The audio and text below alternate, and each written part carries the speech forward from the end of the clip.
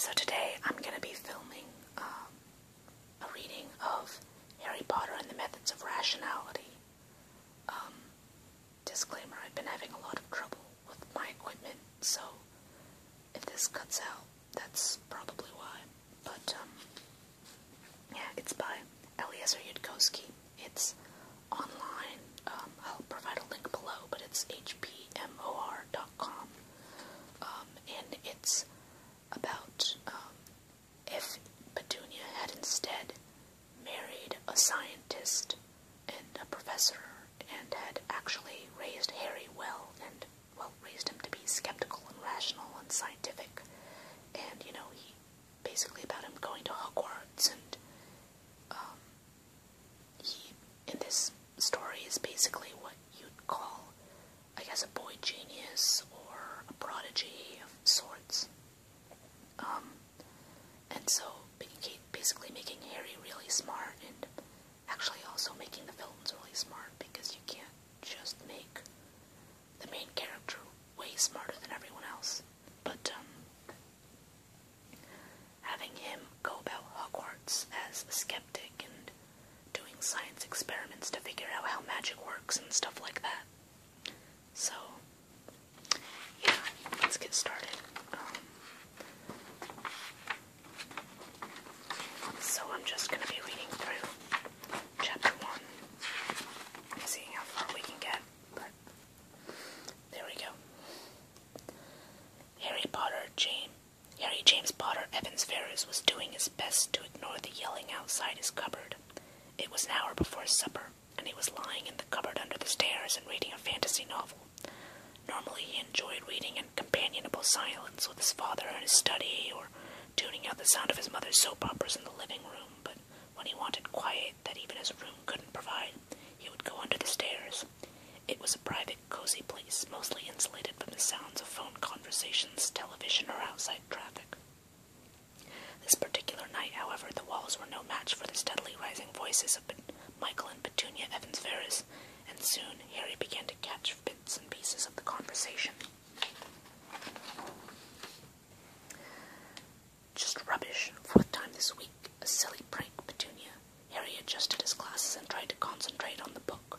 The author was attempting to explain, through an old wizard's limited grasp of biology and chemistry, how the dragons in his world breathe fire. Though Harry generally preferred science fiction, he always enjoyed fantasy best when writers at least tried to put some of the magic in rational, understandable terms. It fired up his imagination to think outside the box for what was possible, if not terribly probable.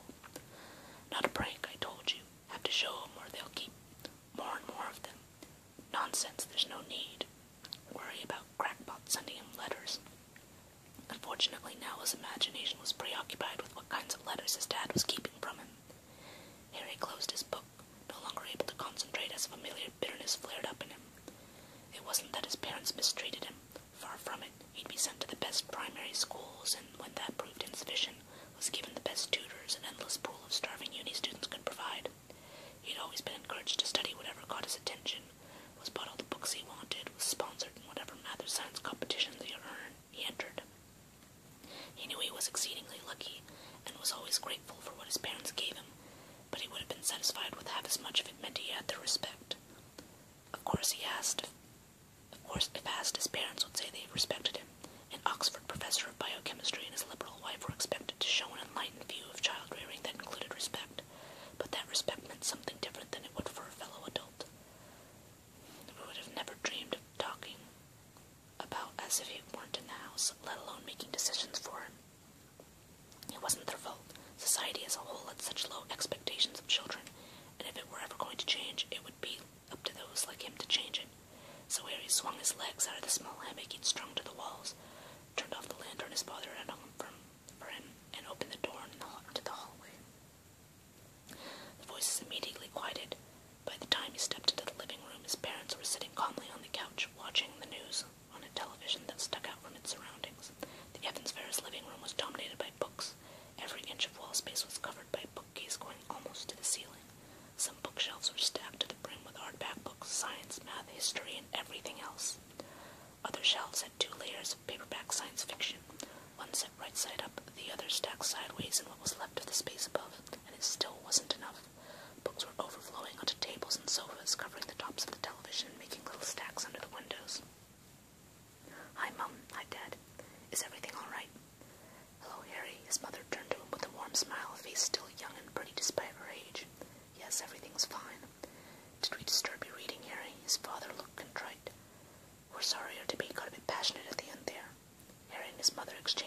smiles. Professor Ferris Evans viewed arguments as uncivilized, so any who participated in were automatically elevated in the status to debate. "It's all right. I just couldn't help it over here," Harry said with mild emphasis, and it sounded like a letter arrived for me. He saw it in the quick glance they gave each other, his mother expectant, his father's calculating. Harry knew his father was struggling with some mighty cognitive dissonance. One part of him felt guilty for withholding someone's mail from them, a grievous breach of privacy. The other part felt entitled by societal norms that parents were allowed to decide for their children what information they should or shouldn't have, no matter how bright and precocious those children might be. "Yes," Petunia said after the silence stretched on for a few seconds. "It's the first time I've seen it, or I would have told you sooner. Your father thinks it's just prank mail, but he doesn't understand."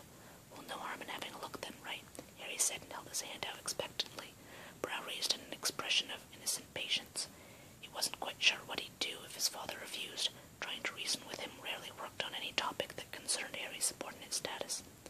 After a moment, though, his father nodded and stood up, walking toward the trash and fishing an envelope and a couple papers from it. "Quite right, Harry. No harm in looking. You're a bright boy, and I know you won't get suckered in by whatever Grockler's selling." Michael handed him the letters and envelope to Harry, who had to choke back a retort to the patronizing tone his father had adopted now that he was giving in. Admitting one's mistakes was for scientific journals, apparently, not for adults to do to children. Harry chided himself on such bitter thoughts as he went to the table. He knew this was a sore spot for him, and occasionally it took a while for his temper to calm down, so he forced himself to smile back at his dad and straightened his first thick, rich paper out and began to read, acutely aware of his parents' stares.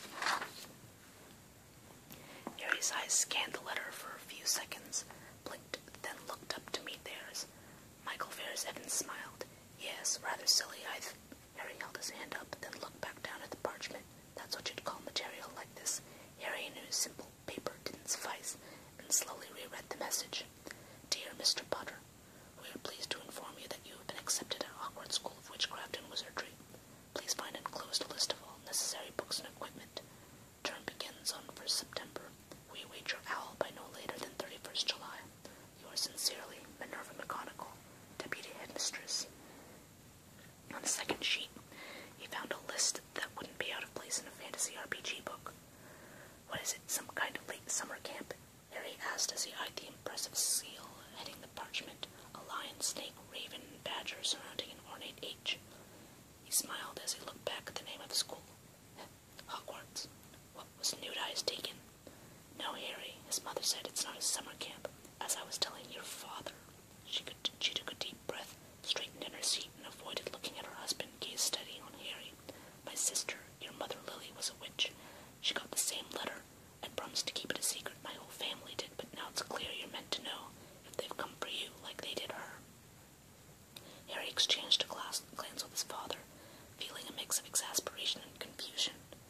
Mom rarely spoke of his biological parents. It wasn't taboo or anything, it just never really came up. They died in a car crash when he was 1 year old, the same crash which had given him the lightning-shaped scar on his forehead. To hear that they were Wiccan wasn't terribly surprising, considering some of Petunia's beliefs, but the gravity of her tone didn't match the subject matter. "Well, that's very interesting, I guess, but what does her religion have to do with me? Who's they?" He didn't particularly like the ominous sound of them coming for him, whoever they were. He imagined a shadowy coven meeting in a forest and pronouncing it time to bring the young Potter into the fold. "It wasn't a religion, I'm saying she was an actual witch. She could do magic. Her husband, your father, was a wizard. They both went to this magical school, Hogwarts, when they were 11. And that you got that letter, it means you're a wizard too, Harry." Michael Ferris Evans laughed, and Harry almost joined him. Petunia Evans Ferris had always been something of the odd woman out in their family. Some of the most spirited debates he could remember between his parents involved her superstitions, and he had a clear memory as a child of her waving a crystal of some kind in careful patterns over him when he was sick. When he was younger, he used to enjoy going with her to the smoky, mysterious shops she would occasionally frequent, with the pungent colors, odors, and exotic wares. Thankfully, his father's books had taught him how to critically examine the beliefs sold in such places, and a few years ago he had begun to find the air of obscure mysticism groundless and mildly irritating. Harry smiled down at the parchment listing the school supplies, wands, spellbooks, potion ingredients. He quickly scanned the was listed, though nude eyes did indeed show up as well as powdered hen's teeth. He wondered how expensive that would be. He knew there was some research being done on atavism in chickens that resulted in them growing vestigial teeth, and that the mutation was rather rare. Aboriginal shaman and medicine men must have found plenty of uses for it, or imagined them at any rate. He wondered what Hogwarts pretended to use them for. Good dental hygiene. And yet he didn't laugh with his father because somewhere in him was a strange certainty she was right in this, the most unlikely of cases. You're a wizard too, Harry. Well, maybe someday he'll be a wizard at chess, his father said, still smiling as he turned back to the news. But if whoever keeps sending those letters shows up at the door in a robe and pointy hat, I'm calling men in the white coats. Petunia continued to look only at Harry, her gaze intent, waiting. Mum, he said, what do you mean by wizard? Petunia bit her lip. I can't tell you. You'll think I'm... She swallowed, and Harry felt confused. His mother had always defended her less rational beliefs with an exasperating calm, merely striking off logical arguments and relying on some inner conviction. The sudden nervousness and the confusion he felt from it made him pay attention. Listen, I wasn't always like this. She gestured at herself as though to indicate her lithe form. Lily did this because I begged her. For years I begged her. Lily had always been prettier than me, and I'd been mean to her because of that, and then she got magic. Can you imagine how I felt? And I begged her to use some of that magic on me so I could be pretty too, even if I couldn't have her magic, at least I could be pretty. Harry watched in alarm as tears gathered in Petunia's eyes, and Lily would tell me no, and make up the most ridiculous excuses like the world would end if she were nice to her sister, or a centaur told her not to, the most ridiculous things, and I hated her for it. And when I graduated from university, I was going out with this boy, Vernon Dursley. He was fat, and he was the only boy who would talk to me, and he said he wanted children, and that his first son would be named Dudley. And I thought to myself, what kind of parent names their child Dudley Dursley? It was like I saw my whole future life stretching out in front of me, and I couldn't stand it. And I wrote to my sister and told her that if she didn't help me, I'd rather just... Petunia stopped. Harry felt somewhat wretched for being responsible for her having to relate such an obviously painful memory. A glance at his father showed his dad similarly stricken. He'd never known that Mom had been through such a dark period and been so envious of her sister. He wondered how much guilt she must have felt after his biological parents had died. Anyway, Petunia said, her voice small. She gave in. She warned me it was dangerous, and I said I didn't care. I drank this potion, and I was sick for weeks, but when I got better, my skin cleared up, and I finally filled out, and I was beautiful. People were nice to me. Her voice broke. And after that, I couldn't hate my sister anymore, especially when I learned what magic brought her in the end. Darling, Michael said gently, you got sick, you gained some weight while resting in bed, and your skin cleared up on its own. Or being sick made you change your diet. No, it was nothing like that, Petunia said. It was magic, real magic. I saw it. Other things. Petunia, Michael said. The annoyance was creeping back into his voice. You know that can't be true. Do I really have to explain why?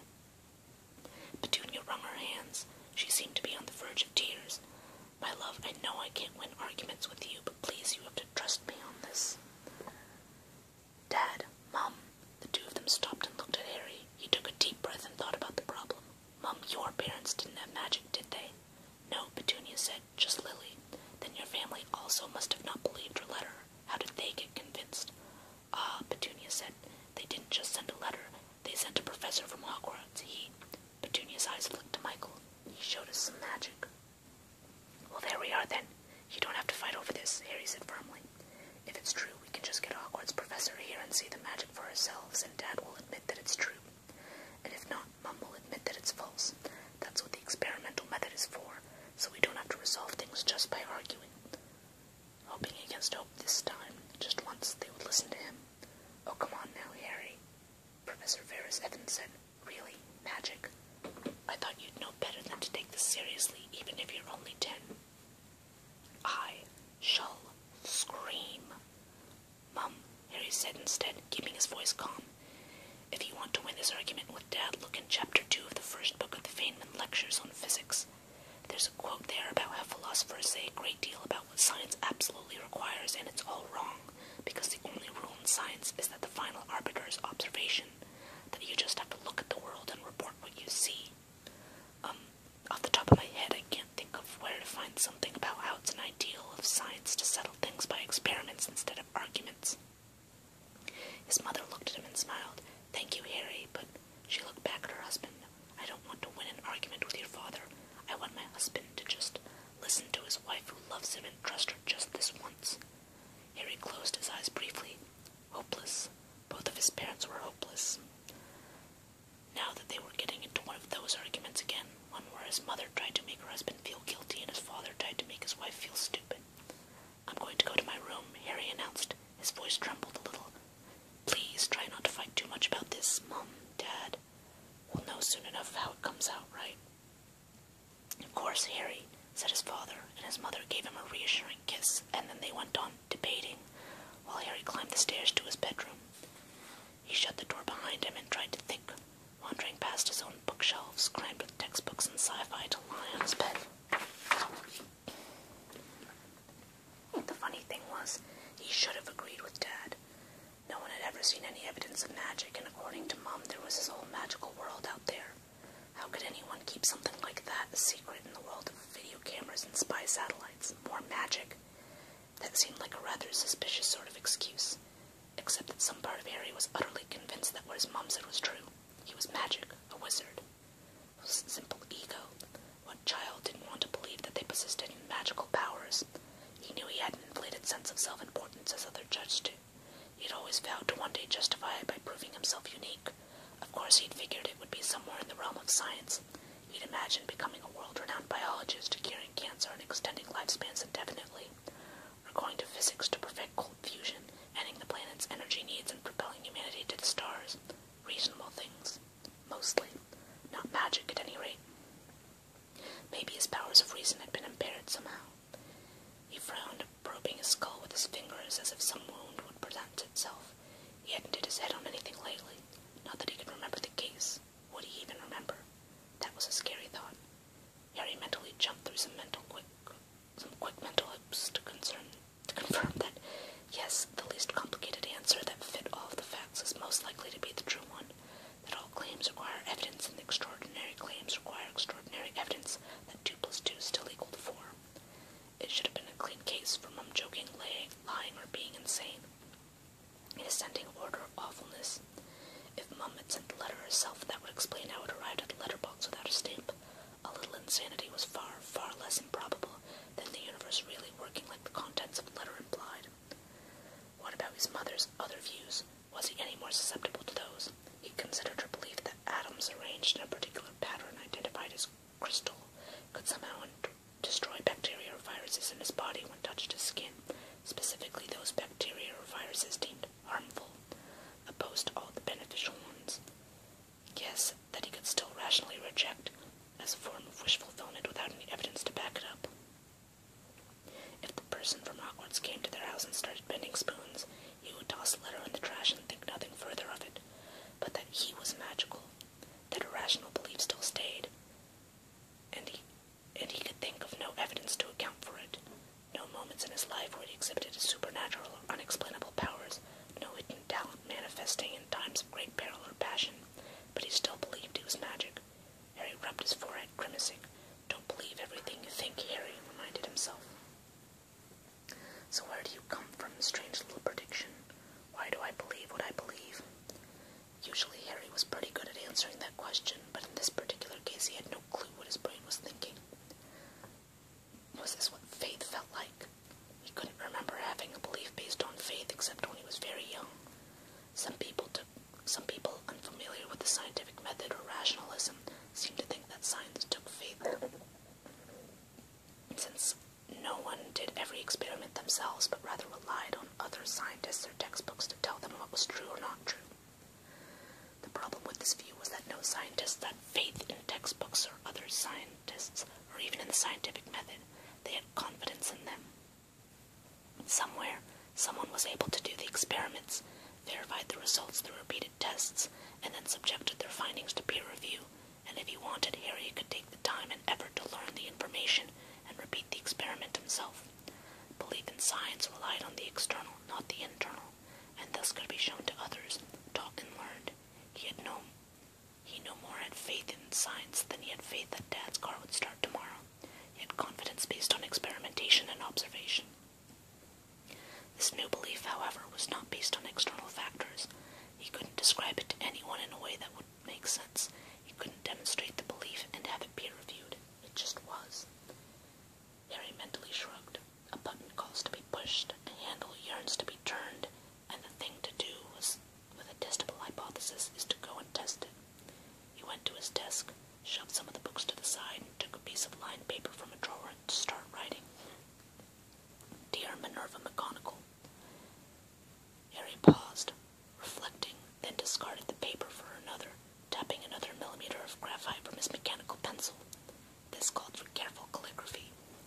Dear Deputy Headmistress Minerva McGonagall, or whomsoever it may concern, I recently received your letter of acceptance to Hogwarts, addressed to Mr. H. Potter. You may not be aware that my genetic parents, James Potter and Lily Potter, formerly Lily Evans, are dead. I was adopted by Lily's sister, Petunia Evans Ferrars, and her husband, Michael Ferrars Evans. I am extremely interested in attending Hogwarts, conditional on such a place actually existing. Only my mother, Petunia, says she knows about magic, and she can't use it herself. My father is highly skeptical. I myself am uncertain. I also don't know where to obtain any of the books or equipment listed in your acceptance letter. Mother mentioned that you sent a Hogwarts representative to Lily Potter, then Lily Evans, in order to demonstrate to her family that magic was real, and I presume help Lily obtain her school materials. If you could do this for my own family, it would be extremely helpful. Sincerely, Harry James Potter Evans Ferrars. Harry added their current address, then folded up the letter and put it in an envelope which he addressed to Hogwarts. Further consideration led him to obtain a candle and drip wax onto the flap of the envelope, into which, using a penknife's tip, he pressed the initials HJPEV. If he was going to descend into this madness, he was going to do it with style. Then he opened his door and went back downstairs. His father was sitting in the living room and reading a book of higher maths to show how smart he was, and his mother was in the kitchen preparing one of his father's favorite meals to show how loving she was. It didn't look like they were talking to one another at all. As scary as arguments could be, not arguing was somehow much worse. Mum, Harry said into the unnerving silence. I'm going to test the hypothesis. According to your theory, how do I send a letter to Hogwarts? His mother turned from the sink to look at him uncertainly. I don't know, I think you have to own a magic owl. That should have sounded highly suspicious. Oh, so there's no way to test your theory then? But the peculiar certainty in Harry seemed willing to stick its neck out even further. Well, the letter got here somehow, Harry said, so I'll just wave it around outside and call letter for Hogwarts and see if an owl picks it up. Dad, do you want to come watch? His father shook his head minutely and kept on reading. Of course, Harry thought to himself, magic was a disgraceful thing that only stupid people believed in. If his father went so far as to test the hypothesis or even watch it being tested, that would be like associating himself with that. Only as Harry stumped out the back door into the garden did it occur to him that if an owl did come down and snatch the letter, he was going to have some trouble telling Dad about it. But, well, that can't really happen, can it? No matter what my brain seems to believe. If an owl really comes down and grabs this envelope, I'm going to have worries a lot more important than what Dad thinks. Harry took a deep breath and raised the envelope into the air. He swallowed. Calling out letter for Hogwarts while holding an envelope high in the air in the middle of your own back garden was actually pretty embarrassing now that he thought about it. No, I'm better than this. I will use the scientific method, even if the result makes me feel stupid. Letter, Harry said, but it actually came out as more of a whispered croak. Harry steeled his will and shouted into the empty sky, Letter for Hogwarts, can I get an owl? Harry, asked a bemused woman's voice from nearby. Harry yanked down his hand as if it had caught fire, hiding the envelope behind his back like it was drug money. His whole face was hot with shame. An old woman's face peered out from above the neighboring fence, grizzled and gray hair escaping her hairnet. Mrs. Vick, the occasional babysitter, What are you doing, Harry? Nothing, Harry said in a strangled voice. Hi, Mrs. Fig, I'm just testing a really silly theory. Did you get your acceptance letter from Hogwarts? Harry froze. Yes, Harry's lips said a little while later. I got a letter from Hogwarts. They say they want my owl by the 31st of July, but you don't have an owl. Poor dear. I can't imagine what someone must have been thinking, sending you just the standard letter. A wrinkled arm stretched out over the fence and opened an expectant hand. Hardly thinking to himself at this point, Harry gave over his envelope. Just leave it to me, dear, said Mrs. Fig, and in a jiffy or two I'll have someone over. And her face disappeared from over the fence. There was a long silence in the garden. Then a boy's voice said calmly and quietly, What? Alright, so that's the end of chapter 1. A day of very low probability. The next chapter starts with Professor McGonagall coming over and showing them that magic really exists and stuff. So yeah.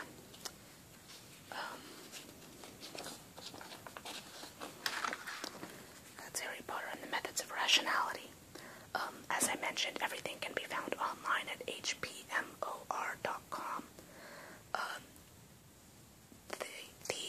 The story is actually still going as I film this, so more and more chapters are being added, but the final chapter is going to be added on Saturday, that is March 14th, or Pi Day. And I believe the final chapter will be around chapter 120. I don't know exactly what chapter number, but yeah, so if you start now, maybe you'll be able to finish in time, because, that's a lot of chapters. But, given that it took me, 20, maybe 30 minutes to read this first chapter, I don't know, I think you guys can do it by then if you binge read. So, highly recommended. HPMOR also has explanations of a lot of the science in this, so, they already mentioned Feynman's lectures, and there's a lot more science and philosophy and stuff that's going to get mentioned later in the series, and it's all really fun stuff.